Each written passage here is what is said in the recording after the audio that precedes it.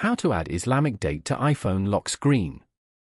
To get started, first of all go ahead and open up the Settings application on your phone.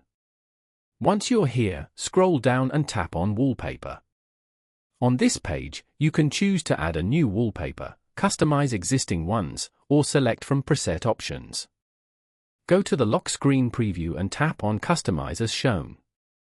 Tap on the Date widget at the top and then scroll down to the Calendar section.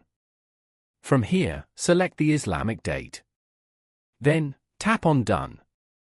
The top line on the lock screen will now show the Hijri date format based on the Islamic calendar.